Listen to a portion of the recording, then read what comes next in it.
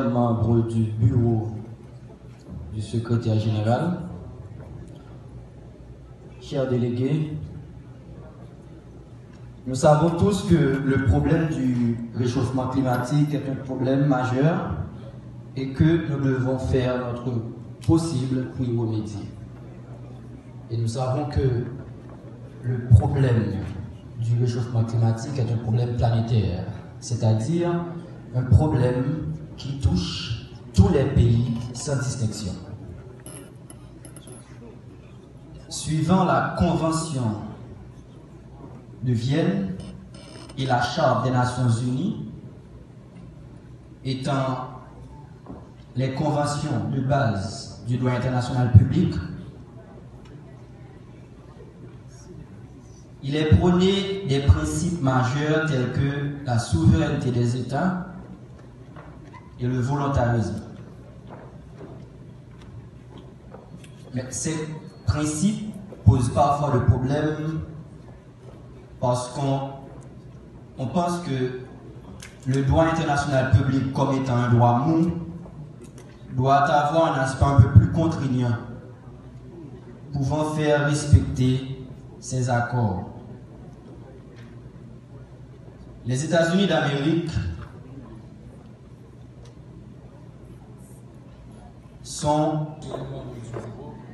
distingués représentants des différentes délégations, chers invités, mesdames, messieurs, bonsoir. Tout d'abord, nous tenons à féliciter le bureau et les membres des différentes délégations pour leur dévouement à la réalisation de cette Assemblée générale qui vise à adopter 2 résolutions, l'une pour lutter contre le changement climatique, l'autre pour lutter contre la déforestation. Nous, délégués représentants du Japon, périodiquement nous parle, porter notre opinion, partager notre compréhension sur l'état actuel de notre monde et par la même occasion présenter et soutenir nos revendications relatives aux résolutions devant être adoptées à la fin de ces assises. En effet, contrairement à ce que pense bon nombre de personnes, le Japon est un pays qui cherche à préserver jalousement son environnement.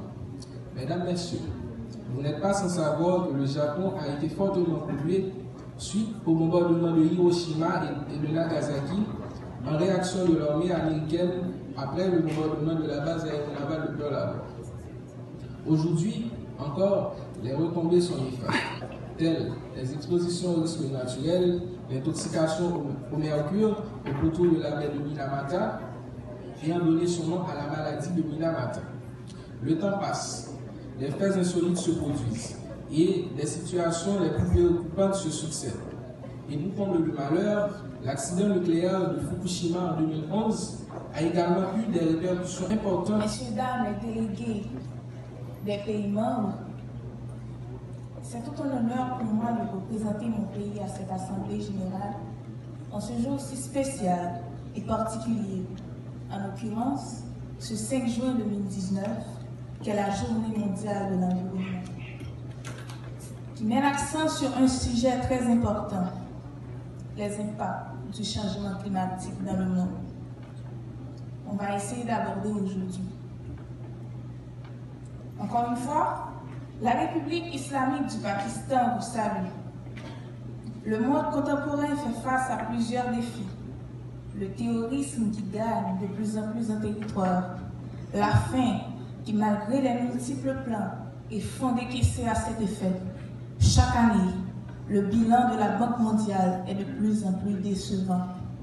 Par-dessus tout, il existe une préoccupation mondiale qui dépasse le Nord et le Sud, qui dépasse l'Occident et l'Orient. C'est une préoccupation qui nous concerne tous. C'est le changement climatique. Depuis plus de 150 ans, avec la révolution industrielle, elle a entraîné avec elle autant de dégâts que de bienfaits et de facilitation. Maintenant, nous tous ici présents ne peuvent faire semblant nier le danger qui nous guette tous, la nécessité d'une union entre... Mesdames, Messieurs les membres du comité, Mesdames, Messieurs les délégués, Mesdames, Messieurs, L'Uruguay souhaite recommander à la Conférence des Nations Unies sur les impacts du changement climatique a choisi la résolution 1 parce que notre région est particulièrement vulnérable aux effets néfastes du changement climatique où des grandes majorités des pertes et des dommages que nous subissons sont directement liés à d'événements climatiques extrêmes. L'Uruguay, en tant que leader du dialogue Talanao sur le climat américain et des Caraïbes, pense que si nous ne travaillons pas ensemble, nous périssons ensemble. C'est pour ça que pour nous, l'adaptation du changement climatique est une priorité. La production agricole de l'Uruguay, qui est un pays de 3 millions d'habitants, contribuait aux besoins alimentaires des millions de peuples étrangers. Et on pense qu'il faut conserver des terres si on... Madame la Présidente de l'Assemblée Générale des Nations Unies, Monsieur le Secrétaire Général, Monsieur le Sous-Secrétaire Général, Mesdames, Messieurs, distingués délégués, Mesdames, Messieurs, nous sommes tous et toutes réunis pour une question qui est d'ordre mondial, qui ne connaît pas de frontières géographiques, à savoir le dérèglement climatique, dû exclusivement aux activités humaines. Si par d'autres, il est considéré comme un mythe, nous, la République dominicaine, ne saurait avoir une telle réflexion en tant qu'État insulaire vulnérable. En ce sens, nous lançons un cri d'alarme face à ce phénomène environnemental. Nous réclamons l'adoption de mesures considérables et immédiates visant la réduction des émissions de gaz à effet de serre. À un pourcentage de 0,06% d'émissions de gaz à effet de serre dans l'atmosphère, la République dominicaine a été classée au 11e rang des pays les plus vulnérables en 2014. Alors, s'agissant d'un problème environnemental, on assiste dans la région caribéenne l'aggravation et la multiplication des cyclones depuis plusieurs années, comme l'exemple des ouragans George en 1998, causant plus de 1000 morts, Olga et Noël en 2007, causant de graves dégâts. Le tourisme également est un secteur vital, mais depuis quelque temps, de choisir l'option de la résolution 2, portant notamment sur la lutte contre la désertification et de mettre aussi en vigueur les politiques, les accords internationaux sur le changement climatique qui représente un fléau mondial. Nous sommes parvenus à cette décision parce que les pays en voie de développement, la Somalie en particulier, pendant leur période coloniale ont été victimes de la désertification, ce qui aura par la suite de grandes conséquences sur l'environnement et voire même alimenter la question du changement climatique. De plus, ils, à savoir la Somalie et les pays en développement, sont les principaux exposés aux effets néfastes de ce dernier, même si l'on reconnaît cependant qu'ils ont les moins contribué à cela. Au regard de l'urgence de la situation, nous appelons aux États développés non seulement de s'investir dans la lutte, d'indemniser la Somalie pour les torts qu'ils ont causés à nos égards, mais aussi de nous aider à sortir de la crise qui ronge la société somalienne via notre politique étrangère qui consiste principalement à promouvoir le développement durable, les droits humains et la survie de toutes les espèces de la nature. Nous sommes déterminés à la mise en œuvre des obligations concernant les traités et les conventions internationaux et la promotion. Conférence des Nations Unies sur le commerce et le développement de choisir l'option d'être contre l'idéologie globaliste. Nous reconnaissons que le climat change dangereusement. La croissance démographique explosive conduit à la déforestation. Parce que nous ne cultivons pas le soja sur notre terrasse, ni nous ne levons pas les détails de la cour. Nous devons donc avoir une politique de planification familiale. Ainsi, vous commencez à réduire la pression de ce qui conduit au réchauffement de la planète, ce qui pourrait être la fin de l'espèce humaine. Dans les décennies précédentes, le gouvernement brésilien a mis en place de nombreuses œuvres de programmes. Par exemple, les programmes de tétanol et de Pocel. Ce programme a été lancé pour la première fois des années 1975, tandis que le cours mondial du sucre s'écoulait et la fracture pétrolière aboutissait le fardeau financier du pays. Nous avons enregistré près de 100 décès causés par une vague de chaleur. Nous avons également enregistré des feux de forêt sans précédent. Le Canada veut vous dire en cette occasion noble de la Journée mondiale de l'environnement que les menaces du changement climatique sont réelles. Notre pays a joué un rôle de premier plan en jetant les bases d'un marché du carbone à l'échelle mondiale afin d'aider à mobiliser des milliards de dollars nécessaires pour contrer les changements climatiques. Nous avons également profité l'année dernière au lancement de la conférence de Katowice sur les changements climatiques pour faire la promotion contre le charbon. Le Canada encourage la tarification sur le carbone, l'électricité propre, des technologies pouvant assurer la croissance. Considérant que la jeunesse représente plus de la moitié de la population haïtienne et elle est la plus victime aux effets des changements climatiques. Si la jeunesse occupe cette place combien importante dans la démographie du pays, et si notre génération jouit des services offerts par les nouvelles technologies, cela nous confère une dette. Une dette à l'égard de nous-mêmes, une dette à l'égard de la nature, une dette à l'égard des générations à venir. Nous avons la responsabilité collective de sauver et de préserver notre environnement face aux conséquences des changements climatiques sur la biodiversité et sur notre bien-être. Et nous avons le devoir d'œuvrer à l'atteinte des objectifs de réduction des gaz à effet de serre, condition cruciale pour la sauvegarde de l'environnement dans lequel nous vivons, mais aussi pour les générations futures.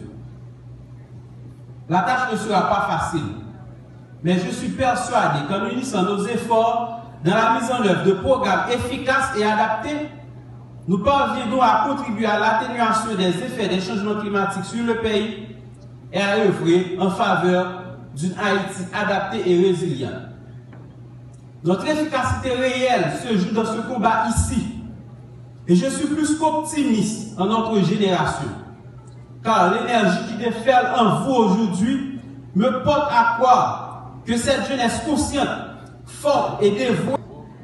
Distingués représentants des différentes délégations, chers invités, mesdames, messieurs, bonsoir.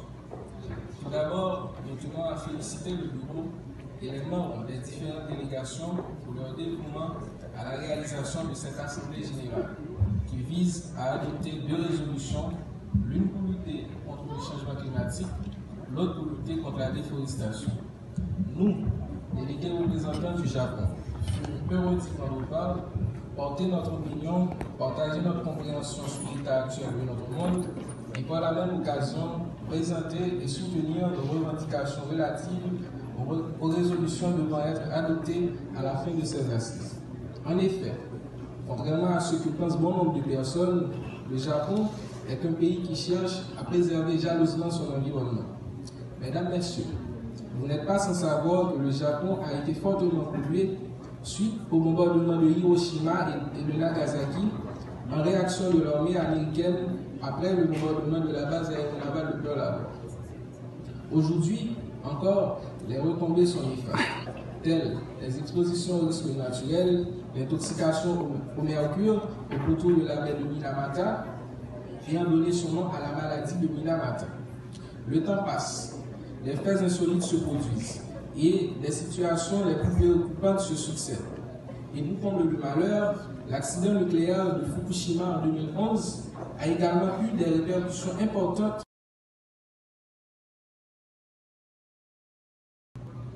Monsieur le ministre du gouvernement jeunesse, de l'environnement,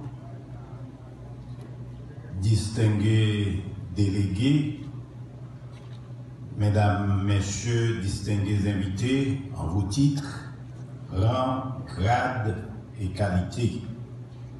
Mesdames, messieurs,